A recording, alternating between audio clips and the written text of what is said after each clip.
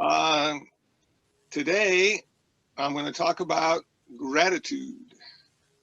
And you might wonder why anybody would talk about gratitude with COVID and the political unrest and the storms in the East Coast. What do we have to be grateful for? And what does gratitude do for us? Well, I've got some good news and some bad news. The good news is everything changes. The bad news is everything changes. So we can look at gratitude as being a balance.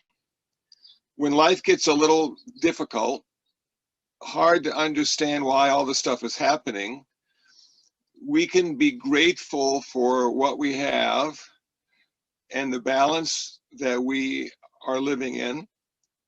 And when things are really good and it doesn't seem like it can get much better, gratitude allows us to be humble, to have humility, to understand that none of this good stuff happened only or just because of us.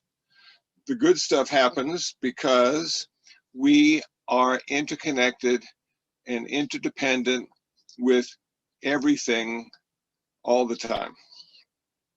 So, how do we look at gratitude? Well, a Zen teacher once said that gratitude starts with being grateful for being here, for our existence on the planet Earth. That of all the planets and solar systems that we're aware of, Earth is the only one that can produce life, that can sustain life. It's my buddy here today. So we should be grateful that we were born, because the Buddha once said that being born is a remarkable event. Of all the people and places that we could be, we're here. That we should be grateful that our parents found each other and for some reason liked each other enough to have us.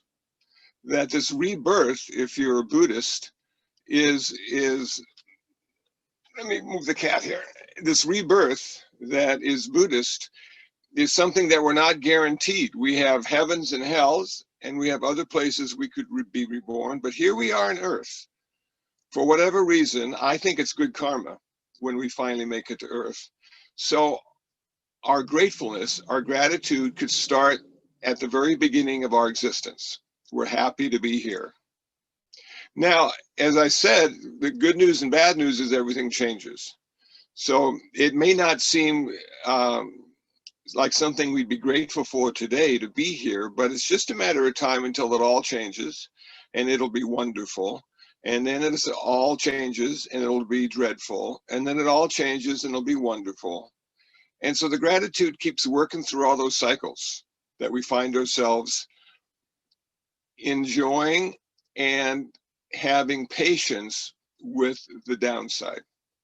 Now, what I found interesting as I was studying for this talk was that gratitude and patience are linked. That they come into play when they're both there. So the idea of gratitude is, well, you know, I have enough. I don't need anything else in this very moment. And that allows us to be patient with the moment until it changes. It also allows us not only to have patience, but to work against greed.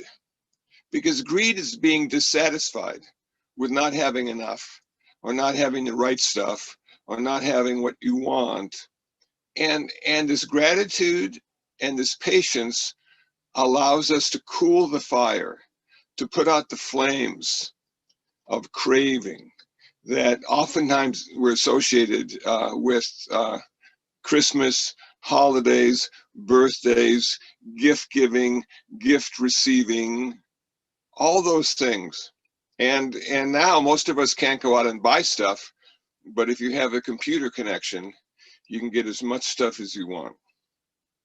You probably don't need it, but you can get it. So here we are faced with the dilemma of, why do I still want all this stuff? I can't even leave the house. I can barely walk around the block. I have to put a mask on. I have to put glasses on. I got to put a hat on, you know, and so this gratitude allows us to be in the present moment and say, okay, I've got enough. Everything is just the way it's supposed to be. Maybe I'll need some patience, because even though it's supposed to be this way, I might not like it. And I'll have to wait until it's just the way it's supposed to be, and I like it. I feel comfortable. I feel it's good. Okay, so we've got gratitude. Gratitude starts with appreciating your existence. Gratitude turns into patience. Gratitude turns into non-greed. But the big thing is, I think for a Buddhist in particular, is how do you practice gratitude?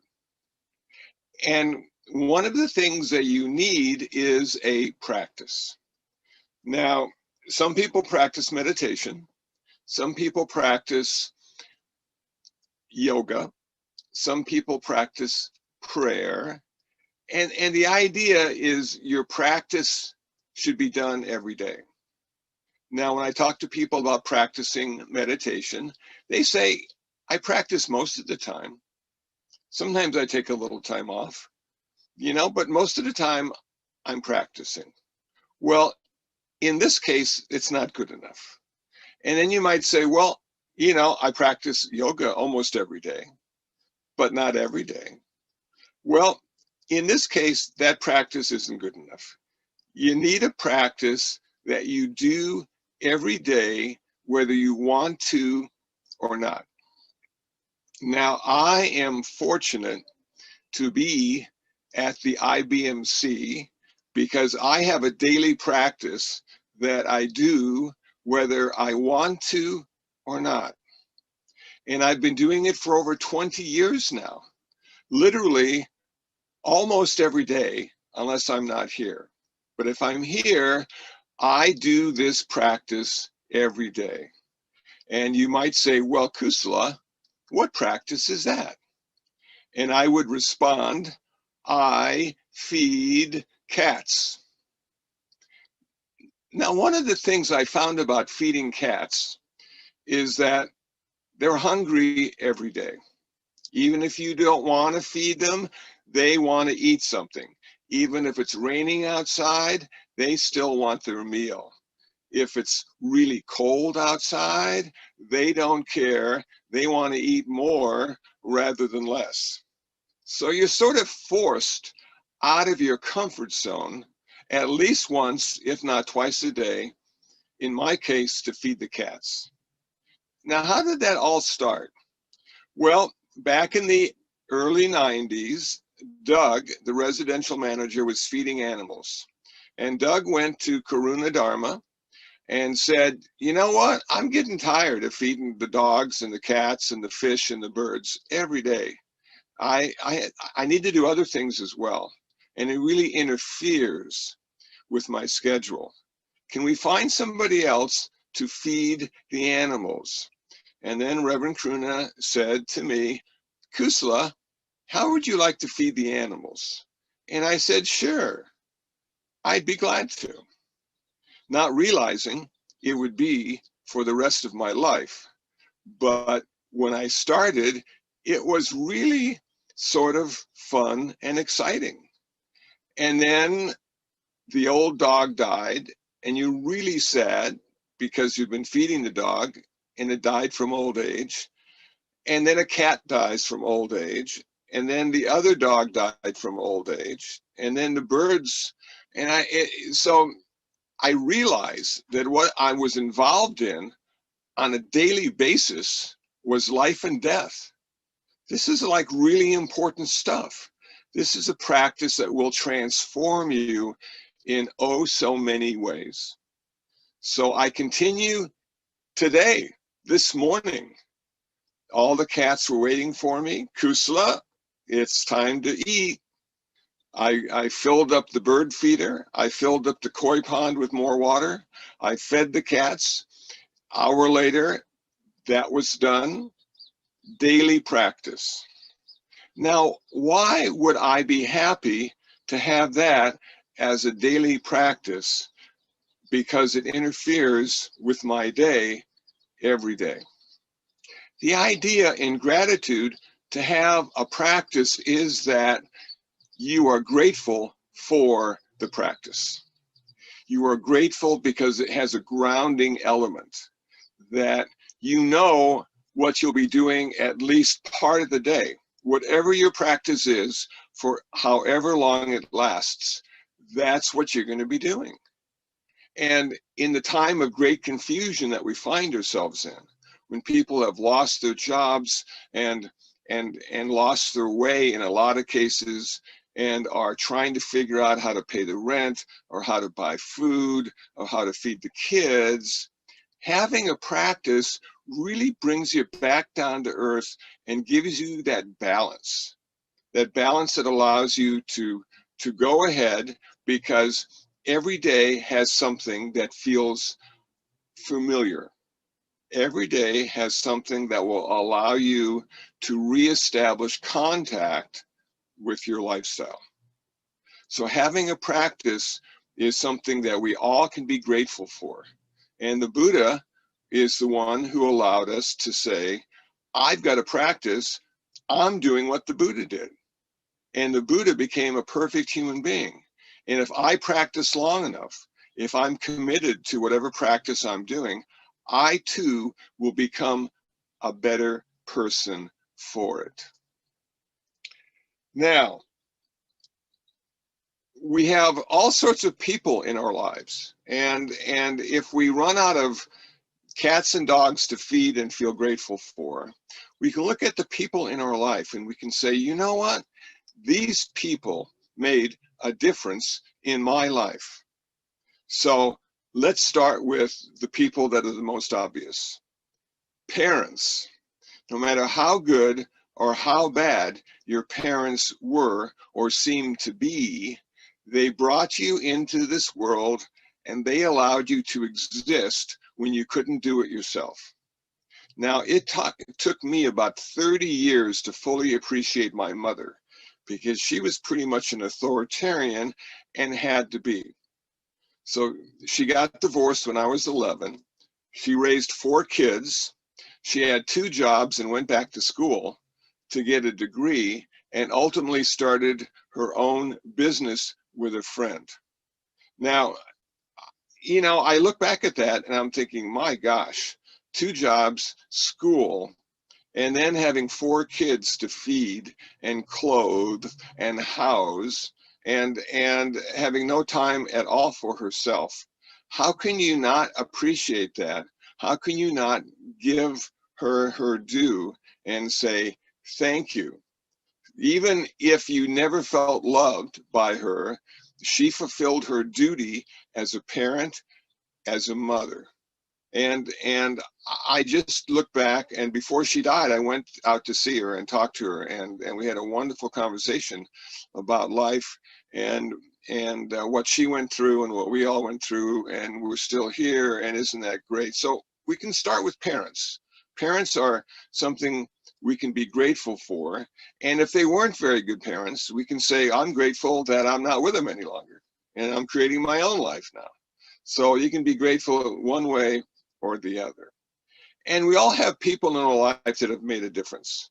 And I think one of the things that I found back in the 70s when I came to Buddhism was I found 2 people that made a difference. One was Dr. Ratnasara, and he was very much a Dharma teacher for many years for me. And I was able to understand Buddhism because of him. And the other one was Karuna Dharma, the abbess of the center. And it took me a while to appreciate what she did for me. But then it finally dawned on me that Karuna Dharma said, after the 1994 ordination, when I became a novice monk, she said, Kusala, we'd like you to be part of our meditation center. You can work here. We'll give you a place to sleep. We'll give you a stipend each month that will be enough to allow you to buy food and underwear. And we'll give you time to practice and reflect on the lifestyle that you've chosen. Now, how can you ever stop thanking somebody who changed your life in such a dramatic way that she said, you can be here and practice. You don't have to go out to work again. You can be here and stay focused on what you need to do. And so there you go. So for the last 26 years, I've been practicing and living at the International Buddhist Meditation Center and growing as an individual, not only because I feed cats, but because I have a chance to practice. And then there was Shinzen Young. Now, Shinzen Young was the vice abbot when I started coming to the IBMC. And he was a California guy who went to Japan and became ordained in the Shingon tradition of Japanese Buddhism. And when he came back to the United States, he came and stayed here and was elevated to vice abbot of the center. Now, what I found in 1978 and 79 is I found a guy on Wednesday nights talking about Buddhism. And before that, we had to sit for an hour and a half, which was like going to hell in the beginning. But then after the hour and a half of sitting, Shinzen would come down the stairs and he would give his Dharma talk. Now, Shinzen's first language was English, and my only language was English. Shinzen had been raised in America, so we had a lot of cultural reference points that we could share and that I could understand. And because the Dharma is such a confusing philosophy in the beginning and so challenging, it's so nice to have somebody with a cultural context that can share their understanding with you and give you an idea of where it might go in your practice. Now, I could never be Shinzen. I ultimately had to be myself. I ultimately had to teach in a way that felt comfortable for me, and I had to use words that I understood. I was never much of a scholar, but I appreciate the Dharma and I appreciate the Pali and the Sanskrit and all the other things that go along with the Dharma. But if you got to really talk about it in English for everybody to understand, at least in America. So Shinzen got me started. Dr. Ratnasara kept me going. And Reverend Karuna gave me a place to stay and a chance to practice 24/7. So after that, I've got to thank one other person that really made a difference. And this is Jeff Gold. Now, Jeff Gold was in the record industry for many years, and I met him at a couple Dharma talks. And we struck up a friendship, and he was an interesting fellow. And about 6 or 7 months into our relationship, he said to me, he said, you know, I've been talking to my wife, and we want to get you a computer. Now, we don't want to give it to you, but we'll buy it for you, and you can take as long as you want to pay us back. But I think with what you've been talking about and where your practice is going, you really need to get online and start something, whether it be a web page or a website or whatever. So I started off with an iMac, and Jeff bought me this iMac, and I had no clue when it came to computers, but the one thing I did have was time to read and practice and understand all the concepts of the internet and a computer and how it could be useful in the sharing of Dharma. So I ultimately had my first web page, which had no graphics at all. It was just text. And it was an introduction to me. And then I posted my first picture. And then I posted my first audio and my first video. And it all began. I found a name, Urban Dharma. That was my website, urbandharma.org, and still is, founded in 2001.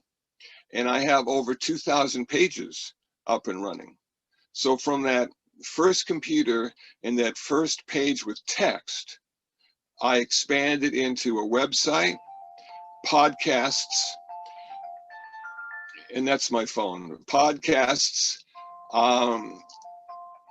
YouTube channel. It just started to blossom.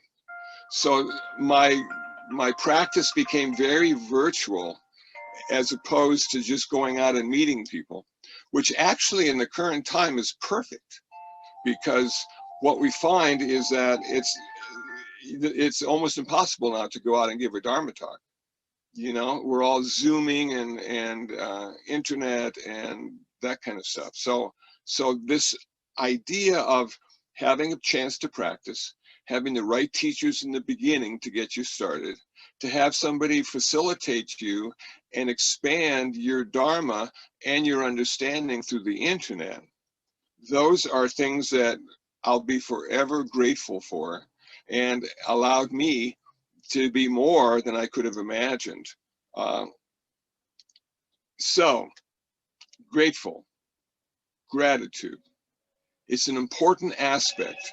And Buddhism says you need to practice every day. You need to remember what you're grateful for, because it will change and enhance your life, even in times like we find ourselves. It's an idea that allows us to have patience, to have non-greed, to have loving kindness, and allow us to be comfortable in any situation, because the good news is everything changes, because the bad news is everything changes.